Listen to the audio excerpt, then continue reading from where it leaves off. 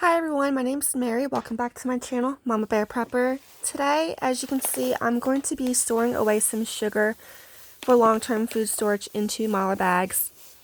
Here, I'm just pouring the sugar into a container. It will be easier for me to scoop out with my 1-cup measuring cup. When I do this, I like to make sure I know exactly how many cups I have in each mylar bag. You know, when I put this away in my long-term food storage, it just helps me better to be able to have a better estimate of how many cups and pounds I have of sugar. So right now I'm just doing the cups.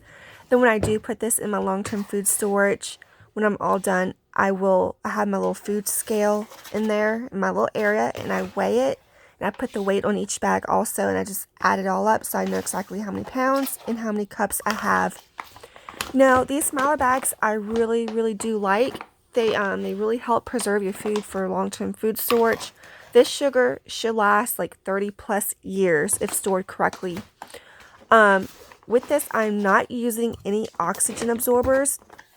I've read throughout the internet, if you do your own research, I don't think it's really needed for sugar.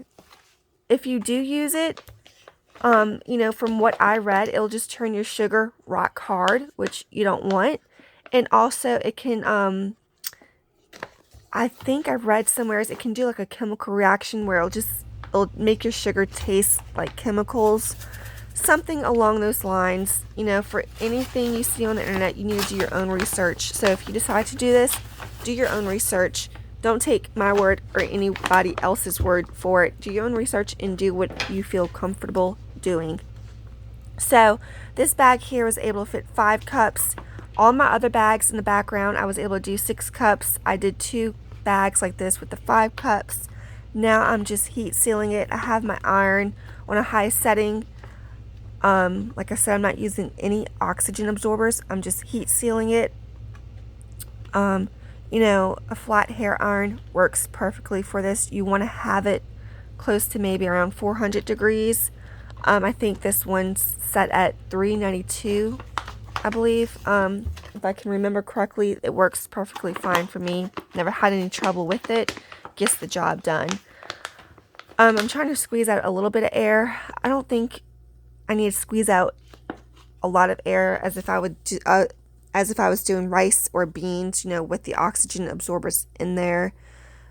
So when I do my sugar, and also in my next video when I do my salt, I'll be doing it the same way. No oxygen absorbers, and just squeezing out a very little bit of air, because I don't want my sugar to be rock hard.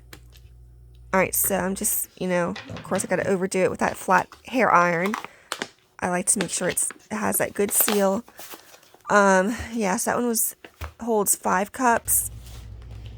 Alright, y'all, so this is the amount of sugar I have left right here. It's not much to do any more bags like this size right here. I was able to do 5 of bags like this size. I did 1 big bag. Now with the little bit of sugar I have left over, I'm either going to fill up maybe like one of these and like a couple of these smaller ones. These are just really tiny ones. Oh shoot, I'm dropping them. But this is what it says on the pack right here. It's like 2-gram resealable bags. And then this size right here, it doesn't, oh, these do have the size. These are the 5 by 7 by 3 gazetted Ziploc bag, 7.5 mil. So I guess let's see how much I can fit into one of these right here. And then maybe I'll do like one small one. Y'all, these types of bags are great for seasonings, small amounts of sugar, salt, and they're really great to barter with. Now remember, when you want to barter in a post SHTF world, shit hitting the fan world, you don't want to barter with this like in the mylar bag. You don't want to give them the mylar bag.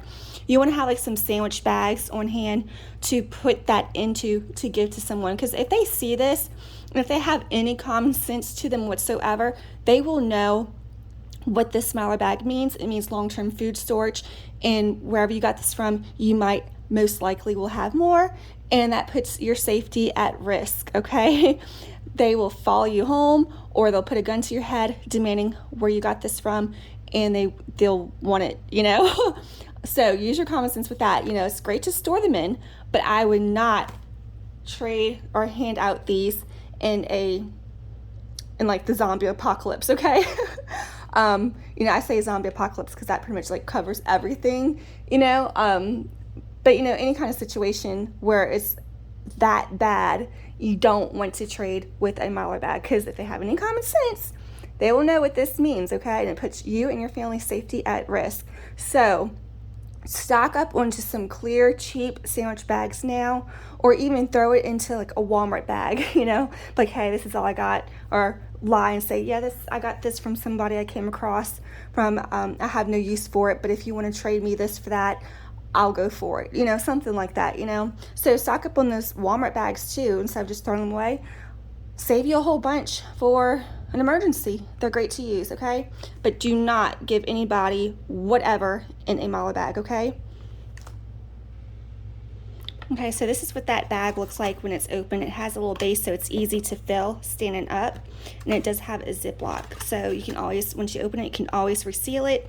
Of course, it has the little notch right here for you to tear it open. You know, all of them have that. So let's see how much can fit in here. I'm thinking maybe at least a cup.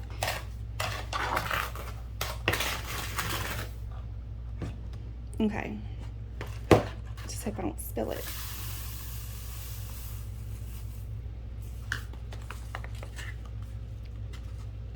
Maybe you can add a little bit more, but I want to have room to close it good, you know, be able to seal it. So I think this fits 1 cup of sugar perfectly, you know, for when somebody wants to know, hey, do you have a cup of sugar? You know, I found some items I can bake with, or I found some tea bags, I want to make some sweet tea. You know, a cup of sugar would be perfect for that, okay? So this measures out to 1 cup. Y'all, I like to put on my bags the exact measurements when I can. That way, when I put this into my long-term food storage pantry area, I mark down as I put things in it how much of each item I have, okay? So I like to put the cups so I know how many cups of sugar altogether I have. And then also, I have me a food scale where I store all this stuff. So when I put it up, I'm going to also take the weight on each item, and I'll put the weight on here too. That way you know how many pounds of sugar you have also. Okay, so I just zip this up and set that aside. Okay, so this one I'm just going to use a tablespoon. See how many tablespoons I can fit into this one right here.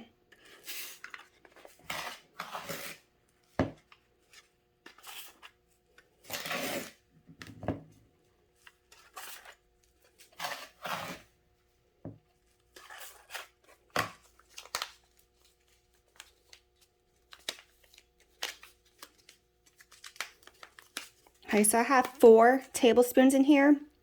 I think that is too much. It's going to be a little difficult for me to close, but I think I can do it. So if I do another one of these, I'm just going to put 3 in there. Well, actually 4 fits perfect. I might do 4 again. I'm not sure. Yeah, so this is 4 tablespoons of sugar. It fits perfect in here. So I mark it before I forget, 4 tablespoons, okay?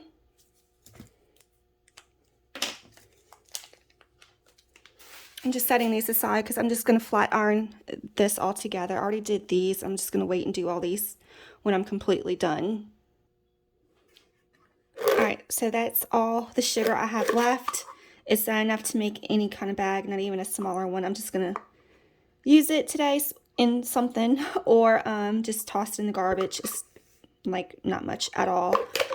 Okay, so with those 2 5-pound bags of sugar, I was able to make 1, 2, 3, 4, 5 bags like this. I did 3 bags with 6 cups in it, and then 2 bags with 5 cups. All right. I'm just talking a little bit while my flat hair iron heats up so I can seal this. I did 1 big bag like this, and it held 16 cups. This one, and then I have one this size, and it held 1 cup perfectly. Then I have 4 of this size that holds 4 tablespoons of sugar. You know, this is just a really great little bartering item type of mylar bag. Super small.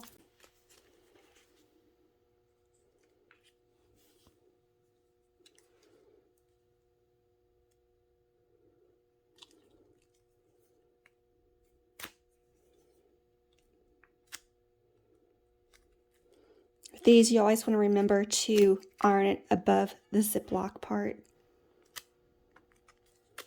Okay. All right, everyone, so this is what I was able to mylar bag with 2 5-pound bags of sugar. I was able to do 1, 2, 3, 4, 5 bags this size. I did 6 cups in 3, and then the other 2 5 cups. I was able to do 1 big bag like this with 16 cups in there.